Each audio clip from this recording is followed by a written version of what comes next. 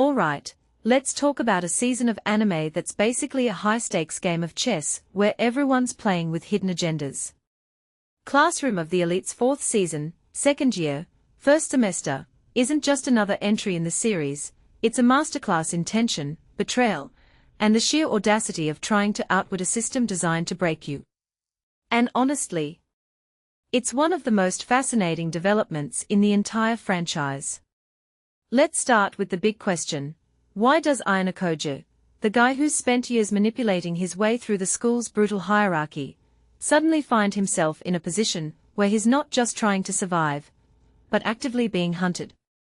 This season throws him into a situation where his usual playbook, staying in the shadows, letting others do the dirty work, no longer works. Tsukishiro, the temporary director, isn't just another obstacle. He's a direct threat, and the fact that he's willing to twist the school's rules to get Ayanokoji expelled. That's not just a plot device.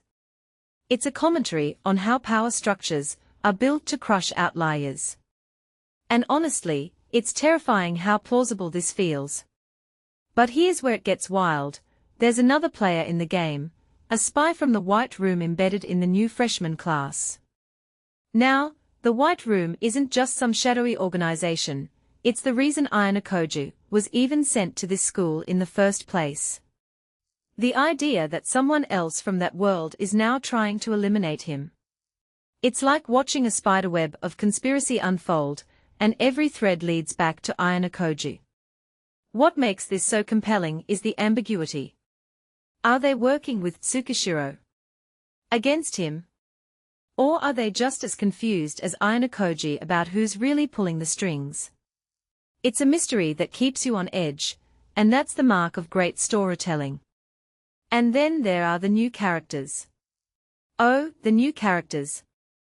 Let's talk about Hosen, the leader of Class 1D. This guy is the anti-Ayanokoji in every way imaginable. He's not subtle, he's not calculating, he's a walking power move. But here's the kicker, he's smart enough to know when to walk away. It's like watching a more ruthless version of Ryuan from Season 1, but with zero loyalty to anyone except himself. And then there's Nanace, who seems like the calm, collected type, but don't be fooled. She's got layers, and uncovering them is half the fun. But let's be real, the standout is Amasawa. Yandere. Check. Unpredictable. Check. The kind of character who could be your best friend 1 minute, and your worst enemy the next. Absolutely. She's chaos incarnate, and in a season that's already packed with tension, she's the wildcard that keeps things fresh. Now, the tests. Oh, the tests. The pairing test and the island survival test aren't just plot devices, they are metaphors for the entire series. The pairing test forces underclassmen and upperclassmen to collaborate, but with the stakes of 3 years versus 2. It's a brilliant way to highlight the power dynamics at play. And then there's the island survival test, which feels like a callback to Season 1, but with a twist. Tsukishiro's changes to the rules. That's not just a challenge, it's a declaration of war. It's like taking a classic game and turning it into a battlefield where Ayanokoji's survival isn't just about strategy, but about trust, deception, and who's willing to sacrifice everything. But let's not forget the animation and music. The visuals are sharp, with a focus on light and shadow that makes every scene feel like a thriller. The action sequences are rare but effective, and while the soundtrack isn't groundbreaking, it does the job, especially during the emotional beats. The opening song, though, is a standout. It's got that edgy, intense vibe that matches the season's tone perfectly. So, is this season worth watching? Absolutely.